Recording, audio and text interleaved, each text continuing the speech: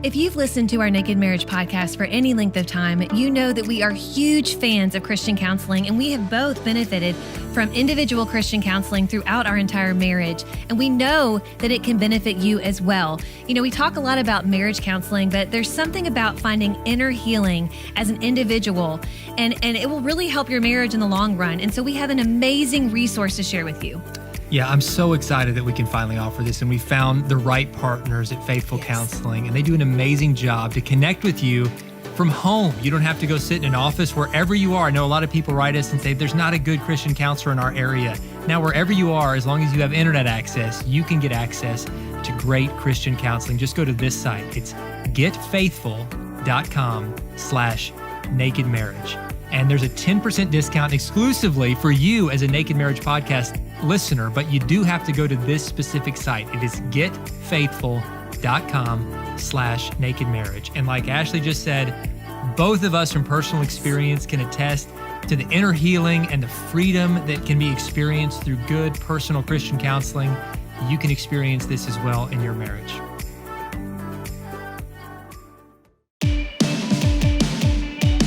Hey, welcome to the Naked Marriage Podcast. We are Dave and Ashley Willis, and on this podcast, we undress the truth about sex, intimacy, and lifelong love. And Happy New Year for those of you who are listening to this episode while it's new. This is the first episode of 2021. We're just believing it's going to be a great year. It can't really be much worse than 2020 was, I don't think. No. So we're excited about what's to come. But you know, 2020 had some good things that happened too. Absolutely. And we can just... It wasn't all bad. No. And we had more time as a family than we've had in a long time. There's always something to be thankful for in every season. But we're excited for the new year and for a new season of the podcast where we're going to be talking to you about being naked and healthy and what that means. So before we get there, though, my beautiful bride is going to read a review. Thank you for those who on YouTube, iTunes, wherever you leave reviews. It helps us. It encourages us. We read every one, and we appreciate it. We do. All right, today's review is 5 stars from Mama Melpin, and she says, "My husband and I have been married for almost 10 years. We've been listening to you all for years now. We even got to attend an XO marriage conference. We both have siblings that are going through divorce right now, and I've been having a very hard time with it. Listening to your All In episode had me in tears. Exactly what my heart needed to hear. We have to fight for each other and keep God first. Thank you." Well, thank you so much for that awesome review. It just, it warms my heart to know that it's helping, you and your husband to remain strong, but also to pray for your siblings. I know that can be really hard to watch family members struggling in their marriage. And so hopefully maybe they'll turn on the Naked Marriage and listen to and learn something. So we appreciate all of you who are listening and leaving reviews and letting other people know about the podcast. That's the best way to get the word out. And so let's dive into today's episode. Well, I am so excited about this subject that we're going to talk about today because I think it's one that is most naturally already on our brains because if you're listening to this when it comes out, it's January. We're thinking about making goals. 2021. How did that happen? Yes, I know, it's crazy. But we're thinking about making goals, and one of those for many of us is getting healthy. But we want to talk today about how to be healthy, not only individually, but also as a couple. And so we're calling it being naked and healthy, which we're going to unpack. We are going to unpack. One, because as you probably have seen, we're kind of obsessed with the word naked. We love naked. Especially Ashley. It's all she thinks about. Yep. She just wants to talk about being naked all the time. Now, we of course, the core message of the Naked Marriage podcast and our book, The Naked Marriage, goes back to the book of Genesis when God said that first married couple, Adam and Eve, they were naked and unashamed. And that nakedness wasn't just a picture of their physical nakedness and intimacy and sex and all that, even though that's wonderful, but it's also a picture of this emotional and spiritual vulnerability and transparency. And it's a beautiful picture of what God's called marriage to be, which is why we call the podcast the Naked Marriage Podcast. But in this new series, Naked and Healthy, we're actually simultaneously, as we're launching this new season of the podcast, talking about how to be naked and healthy in your marriage, we're also excited to announce our brand new book, Yay. Which is called Naked and Healthy. Right. And over the next several months on the podcast, we're going to be talking about some of the themes in the book, but we want you to get this book and go through it together as a couple. And you can get it right now available on pre-order at nakedandhealthy.com. undressing.com. And go ahead and order it. You'll be the first to get it when it comes out in February. We're going to be talking about some of the themes, but there are going to be some things you can only get from the book. Right. And in the book, and in what we're going to talk about in the podcast as well, is that health isn't just physical, it's not just spiritual, it's not just emotional, and it's not just in your marriage, but it's all those things happening together. Right. How do we maximize health individually, for our spouse, for each other, and in our marriage? And that's what we're going to be talking about today to kind of set up this whole new season. And that's what we're going to be talking about in the weeks to come. That's right. I'm really excited about it because I do think it has the power to really transform your marriage for the better, but also to transform your life individually. And that's really, our marriage is thriving the most when we are really firing on all cylinders, so to speak, spiritually, emotionally, and physically, and mentally. And so we want to really talk about, how do we do that? And, when we were actually talking about writing this book, we thought about kind of the times in our marriage where this has backfired. Yeah, we've had some false starts, some funny moments along the way. That's a really nice way of saying it. And we were just reminded of early in our marriage when we both kind of had put on some weight. I think sometimes you put on the most weight in your marriage when, or just in your life when you're happy.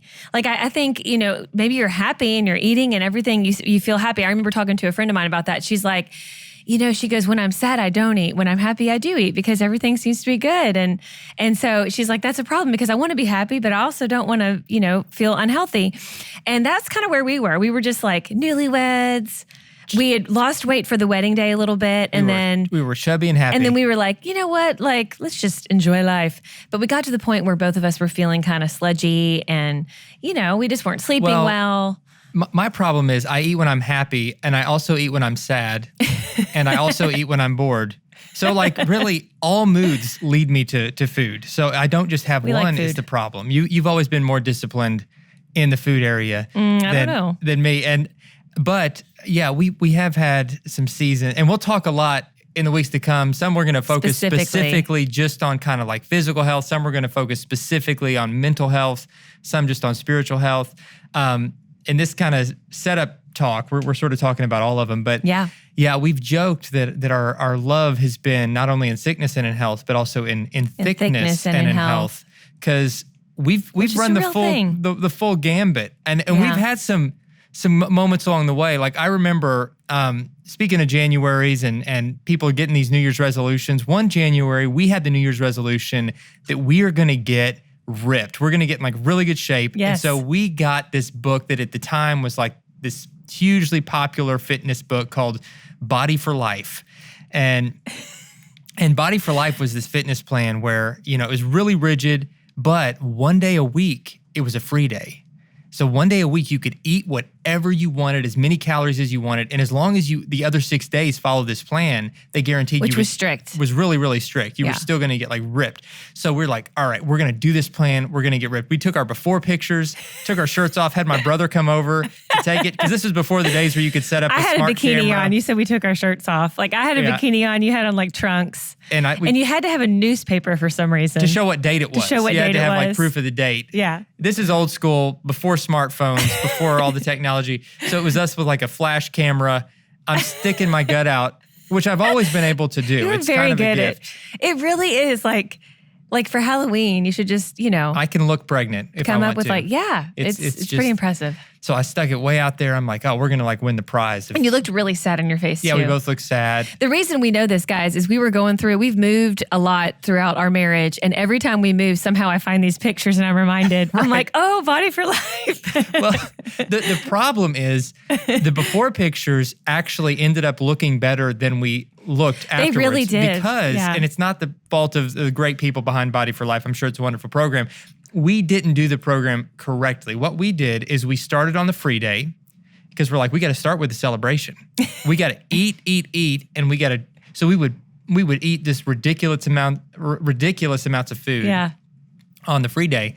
And then we would say, we're going to start the next day. And so, we would eat a ton. The next day would roll around and we would be like, oh man, I'm just not feeling it. Or we'd kind of have to it. Yeah. Like I distinctly remember, sweetie, I was working at the U.S. Attorney's office as like an intern because I was actually, this is like early marriage because I was still in college. You were going to be a lawyer back then. And I wanted to be a lawyer back then. And so I remember distinctly, this is so crazy. So on Body for Life, one of the meals was egg whites with like some kind of fruit or something.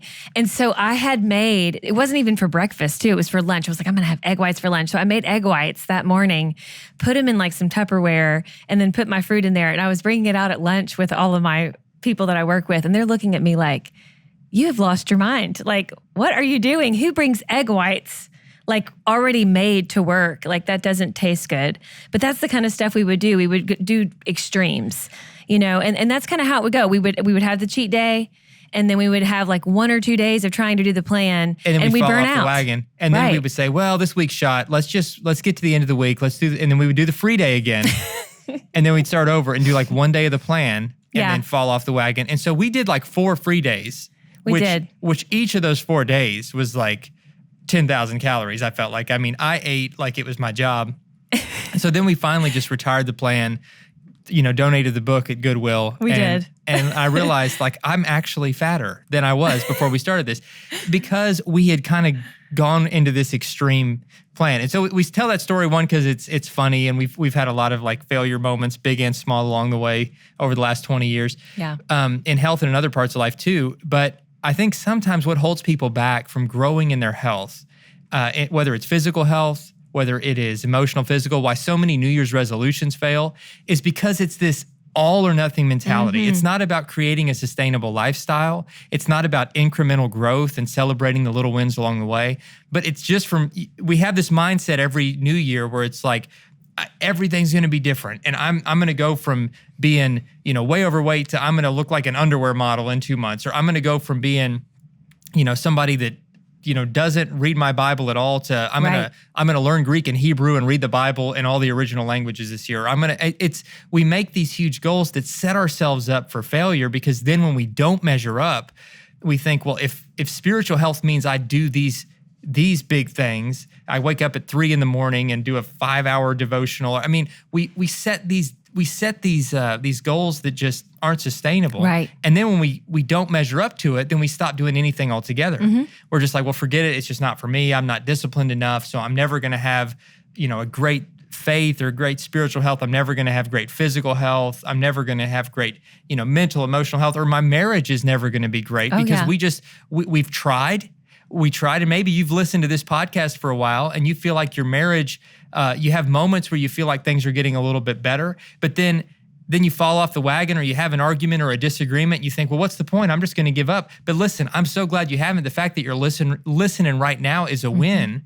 And what we're hoping to do on this podcast is just to help you get a little bit better in these areas. A little bit. If you get 5% better in your marriage or in your physical health over this year, and then next year you get 5% better again, and you keep listening, you keep doing those things, that incremental growth over time, like compounding interest, is going to have a major impact in the long run of your health. But don't beat yourself up, and don't throw out the resolutions altogether just because you weren't able to keep this rigid, unsustainable plan. But create some habits and some commitments that you can keep, and then stick to it. Absolutely. And I have been so guilty of the all or nothing mentality. I mean, especially early in our marriage. And not only when it comes to food and diet and exercise, but just in a lot of things, right? And I know when it came to our marriage relationship, this would drive Dave crazy. Like, because I would make these even if it wasn't January, I would just make these goals. And then I'd be like, this is a good goal. This is a good thing. So clearly we need to do this together, whether it has to do with our health or, with our marriage itself, or with even our faith or volunteering or whatever it is. And he would always try to be supportive. But I remember when he wouldn't do it or have the interest or maybe the fire behind it that I did, it would upset me, wouldn't it, sweetie? It would. And it would cause friction. A tension point in our marriage, because you took it back then, I feel like, is like, I care about this so much. Yes. So if you don't care about it as equally as I do and don't commit to do it with me the exact way I want to do it, then you don't care about our marriage as much as I do, or about our health as much as I do. Yeah. And then it would be a friction point, because I would just say, I'm not wired to do it that way. Right. Yeah. And so we found along the way that we've got to support each other and sometimes different plans. Yeah. We've tried different things together, like, hey, let's do keto or let's do whatever. And one of us will like it more than the other. And instead of like guilting the one who doesn't like it as much into sticking with it, sometimes we say, well, let's find something that works for you and support each other in that. Right. Because we tried keto and Ashley was into it. I lasted about a day and then I realized I think I would do better on like an all carb diet than an all protein diet. I'm like, I can't stick with this. And so she was like, you had so much grace. You're like, well, that's all right. That's after years, though, of me not having grace. Like, right. Like Body for Life, I think I was more excited, I remember, and I'd get frustrated because I'm like, do you know that I only ate egg whites and watermelon today? Like, yeah, she's starving. I am starving. And yeah, so she's already mad because she's hungry. We're all mad when we're hungry. Exactly. I mean, I get mad when I'm hungry, but you'd be tense, and I would have cheated that day. I know, and I'm like, we're supposed to do this together. Egg whites and water, and I'm like, well, I started off good, but then I had the Big Mac for lunch, and it's easy to fall off the wagon. But you have to show each other a lot of grace, and I think in all parts of your health. And when I look to the healthy mentors in my life, whether it's physical health, marriage health, emotional health, spiritual health, one thing that they've done is they've found a healthy rhythm, a sustainable pace. They've shown themselves and others a lot of grace, when they've been in seasons where they haven't done as well. Because I think part of why resolutions fail is because they're kind of based on guilt. Yeah. And guilt as a long-term strategy is never a good enough motivator to do anything. Right. You might just make us feel bad about ourselves, but it won't really challenge us to live the best life that God has for us. That's why Jesus said, I came to give life and life to the full, not I came to make you feel so guilty and bad about yourself that you do something better. He wants us to live in the freedom that he provides. Yeah. And in that freedom, he wants us to live the healthiest life possible as a way to honor him and live our best life, to serve him and serve others to our fullest capacity as being good stewards of our mind, body, soul, and marriage. But if we're just beating ourselves up constantly in that pursuit, then we're kind of missing the whole point.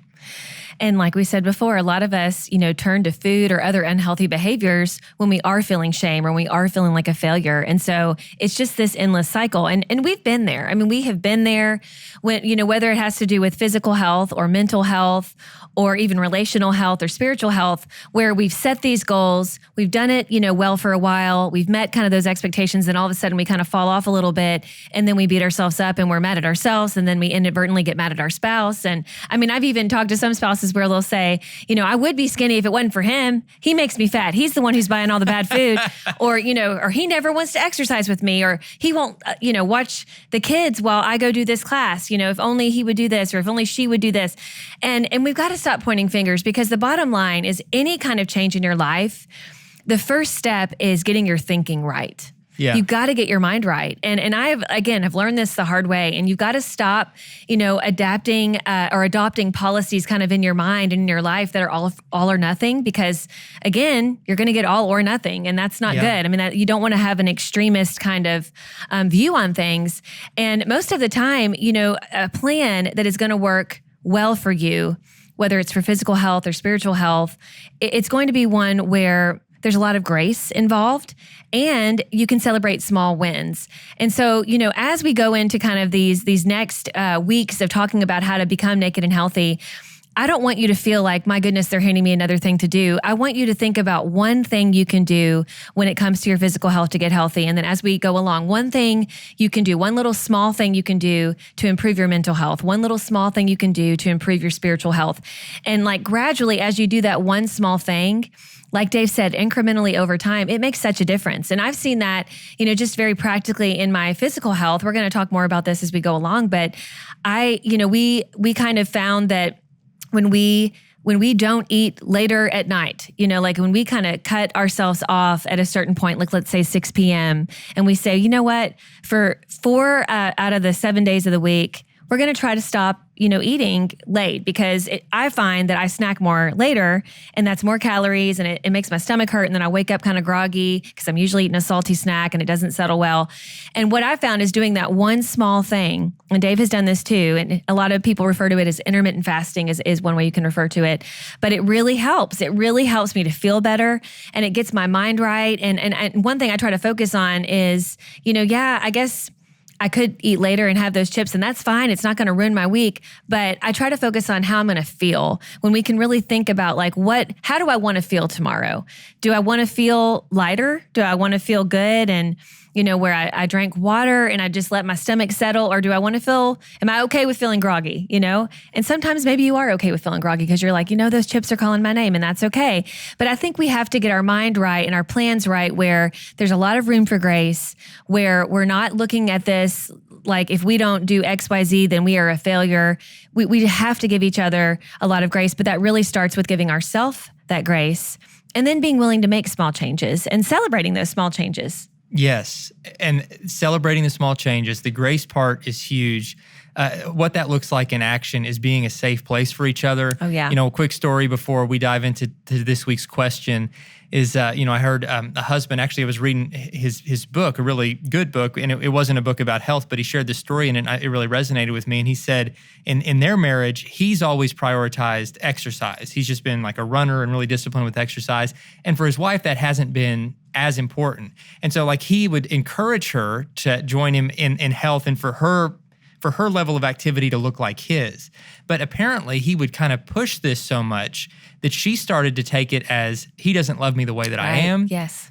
He's trying to be controlling here. He's trying to parent me instead of be a partner with me. And he said one of the most sobering things she'd ever said to him was at one time he was like, listen, I really would like you to step up and exercise more and all this. And her response just stopped him in his tracks. She said, I don't feel safe with you right now. She said, I don't feel safe with you because I feel like you're judging me and I feel like you're always kind of pushing this on me and that I'm never measuring up. And so he kind of stopped in his tracks and he apologized and he thought, well, I apologize, so it's over and we can move on. He said, but it was actually because he'd been doing this so long, it actually took several years. I'm sure, yeah. Before she kind of came back around and said oh, and just so you know, I feel safe with you again. You've been doing a great job. Yeah. But we need to be careful that while we're encouraging each other toward health, that you're always showing each other grace and you're the safest place on earth for each other. And while you're spurring each other on toward good deeds, the Bible might say, you don't do it in a way that comes across as judgmental or harsh or making it seem like your love is conditional on, your spouse's effort or their, something as superficial as their weight or their size or those kinds of things. We need to be a really, really safe place for each other. And we're going to talk so much more about this. Again, the series we're in and the name of the book that's coming out, it's both called Naked and Healthy. And if you go to nakedandhealthy.com, you can pre-order this book. We're so excited about it. I think that, for all the resources we've created, I feel like this one might be the single most practical resource right, yes. in terms of putting things into action that can immediately, directly, and long-term impact so many areas of your marriage and your life. So check that out. And stay tuned into this podcast. Listen to it with your spouse. Talk about it together. Like Ashley said, pick one thing that you can do to start making these healthy changes. And we're going to have some great conversations in the week to come. Yes. All right. It is time for this week's question. Thank you for those who send in questions. Again, you can write us on social media at Dave and Ashley Willis on Instagram, or you can find us on Facebook.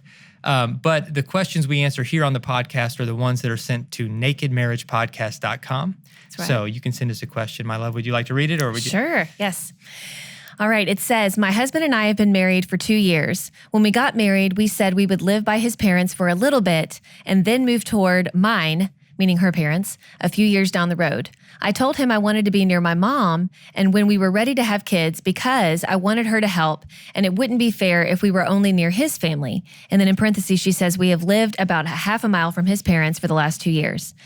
Every time I bring up moving, he gets angry and changes the subject. We've talked about this before, getting married, and I don't think his response is fair. This is causing issues whenever we talk about having kids or buying a house. What can we do? Or what can I do?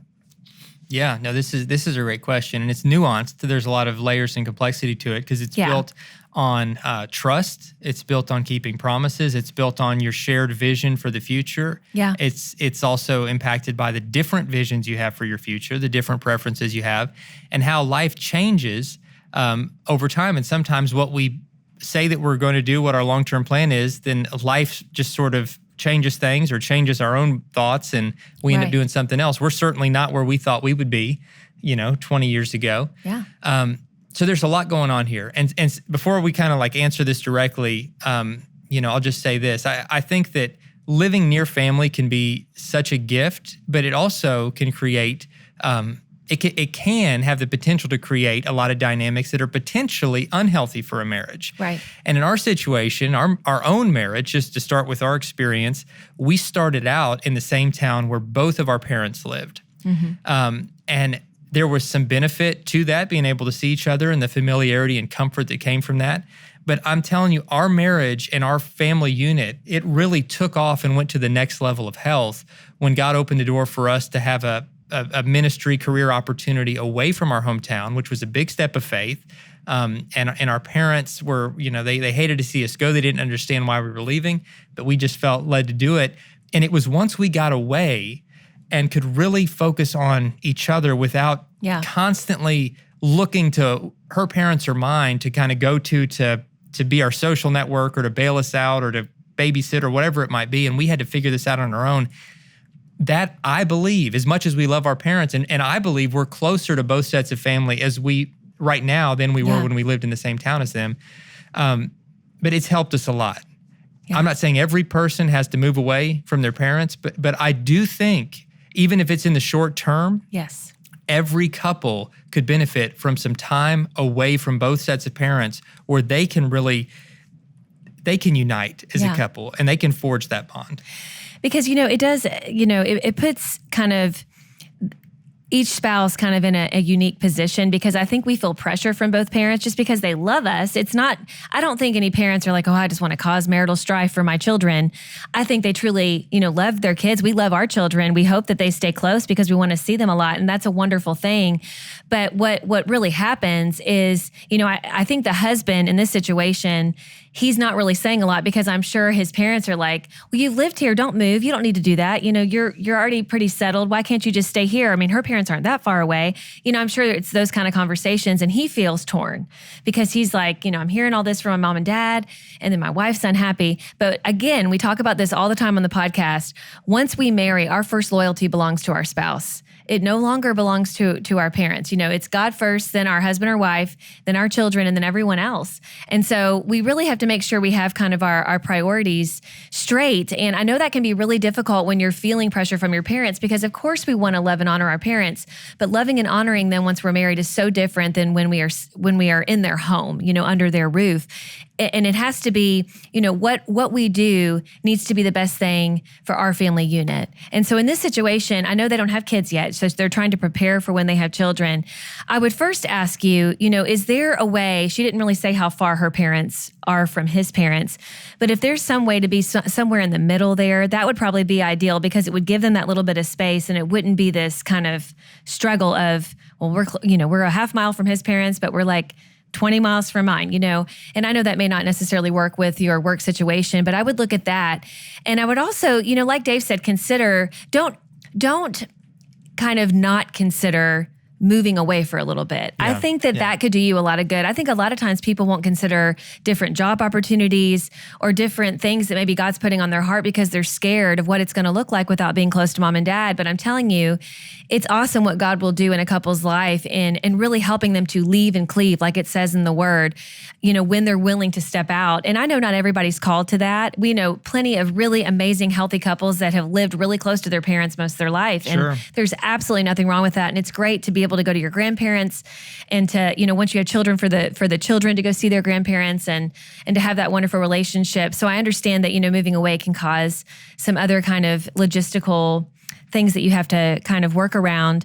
But I just want to encourage you to realize that you guys, you're going to win together, you're going to lose together. And the way you win together in this situation is deciding together what's best for you, not what's best for your parents, but what's best for you as a couple. And really, for the wife who wrote this question, really sharing your heart with your husband and saying, listen, this is why I want to be a little closer to my mom. I don't want to feel like I'm having to fight, for your time and attention, with your parents. I don't want to feel like we're giving your parents more attention than my parents. And so what can it look like to where we both feel like we're winning here and we both feel like we're being heard? And I think when you start there and you don't point fingers and you really try to listen to each other and also share with each other, you're going to be on a better path, because right now I can tell it's causing some resentment and frustration. Yeah, that's great advice. And if it would help you, and I think that it would, to talk through this issue with a counselor or with one of our coaches who could do it via phone or Skype, just to be an impartial third person, that mediator to kind of help you both find common ground. Because don't let this issue be the sticking point that's going to create division in your marriage. Talk through it, work through it, and by working through it together, whatever the solution is, your marriage will come out stronger on the other side. You can get a hold of our coaches by going to marriagetoday.com/coaches. And again, the site for the book that's coming out that's based on this whole podcast season we're doing is nakedandhealthy.com. Guys, thanks so much for listening. I hope your 2021 is off to a great start. Great things are to come, and we look forward to seeing you next week. Bye-bye.